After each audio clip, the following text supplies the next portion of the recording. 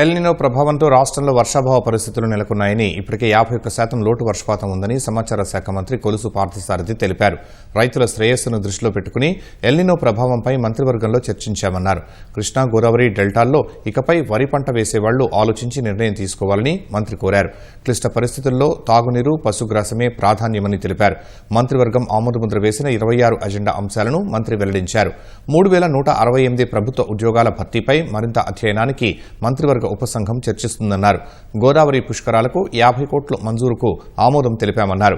వివిధ సంస్థలకు భూ కేటాయింపులు చేస్తూ నిర్ణయాలు తీసుకున్నామని వివరించారు.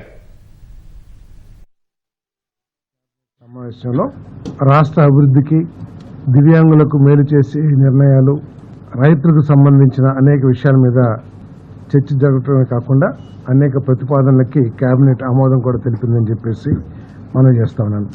బాపట్ల జిల్లా వేదుళ్లపల్లిలో వినికిడి లోపం ఉన్న విద్యార్థుల కోసం 26-27 విద్యా సంవత్సరం నుండి బీకామ్, కంప్యూటర్ అప్లికేషన్స్ మరియు ఆర్టిఫిషియల్ ఇంటెలిజెన్స్ సర్టిఫికేషన్ కోర్సులతో 30 మంది విద్యార్థుల ప్రవేశన సామర్థ్యంతో ఒక ప్రభుత్వ డిగ్రీ కళాశాలను ఏర్పాటు చేసేందుకు చేసిన ప్రతిపాదనకు రాష్ట్ర మంత్రిమండలి ఆమోదం తెలిపింది. మరి 2027 జూన్, జూలై నెలల్లో జరగనున్న గోదావరి పుష్కరాలని అత్యంత ప్రతిష్టాత్మకంగా ఈ ప్రభుత్వం నిర్వహించబోతా ఉంది.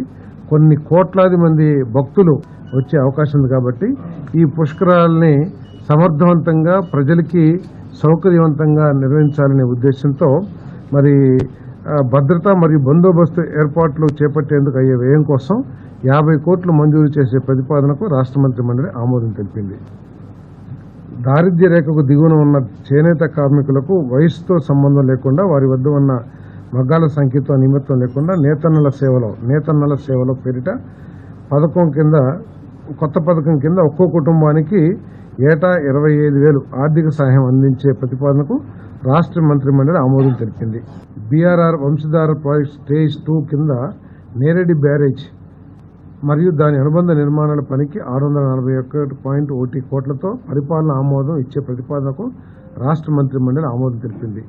ఈ ప్రాజెక్టు పూర్తి అయితే వంశధార నదీ జలాలను పూర్తి స్థాయిలో వినియోగించుకునే వీలు కలగడంతో పాటు ఉత్తరాంధ్ర జిల్లాల రైతులకు సాగునీటి సదుపాయం మెరుగుపడింది.